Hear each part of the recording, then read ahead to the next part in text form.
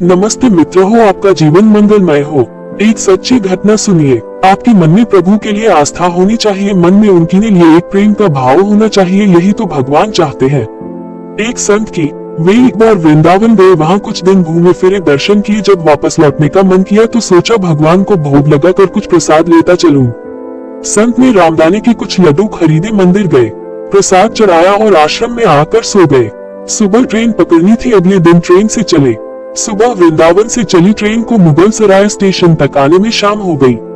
संत ने सोचा अभी पटना तक जाने में 3-4 घंटे और लगेंगे, भूख लग रही है, मुगल सराय में ट्रेन आधे घंटे रुकती है, चलो हाथ पैर धोकर संध्या वंदन करके कुछ पा लिया जाए।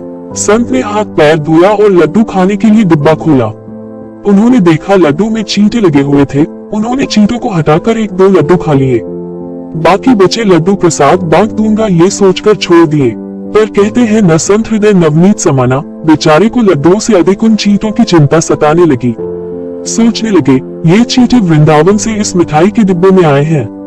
बेचारे इतनी दूर तक ट्रेन में मुगल सराय तक आ गए, कितने भाग्यशाली थे, इनका जन्म वृंदावन में हुआ था। अब इतनी दूर से पता नहीं कितने दिन या कितने जन्म लग जाएंगे इनको वापस पहुंचने में। पता नहीं ब्रज की धूल इनको फिर कभी मिल भी पाएगी या नहीं। मैंने कितना बड़ा पाप कर दिया, इनका वृंदावन छुड़वा दिया। नहीं, मुझे वापस जाना होगा।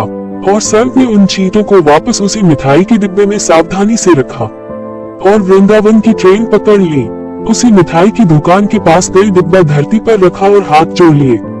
मेरे भाग्य में नहीं कि तेरे ब्रज में रह सकूं, तो मुझे कोई अधिकार भी नहीं कि जिसके भाग्य में ब्रज की धूल लिखी है उसे दूर कर सकूं। दुकानदार ने देखा तो आया, महाराज चींटे लग गए तो कोई बात नहीं, आप दूसरी मिठाई तोलवा लो।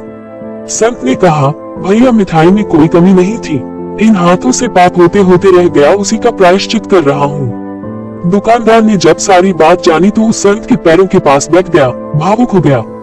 इधर दुकानदार रो रहा था, उधर संत की आंखें गीली हो रही थी। बात भाव की है, बात उस निर्मल मन की है, बात ब्रज की है, बात मेरे वृंदावन की है, बात मेरे नटवर नागर और उनकी राधा रानी की है, बात मेरे कृष्ण की राजधानी की है। बूझो तो बहुत कुछ है, नहीं तो बस पागलपन है, बस एक कहानी। घर से जब भी बाहर जाए तो घर में विराजमान अपने प्रभु से जरूर मिलकर जाएं, और जब लौट कर आए तो उनसे जरूर मिले, क्योंकि उनको भी आपके घर लौटने का इंतजार रहता है। घर में यह नियम बनाएं कि जब भी आप घर से बाहर निकले तो घर में मंदिर के पास 2 घड़ी खड़े रहकर कहें प्रभु चलिए, आपको साथ में रहना है। ऐसा बोलकर ही घर से निकले, क्योंकि आप भले ही लाखों की घड़ी हाथ में क्यों न पहने हो, पर समय तो प्रभु के ही हाथ में है ना।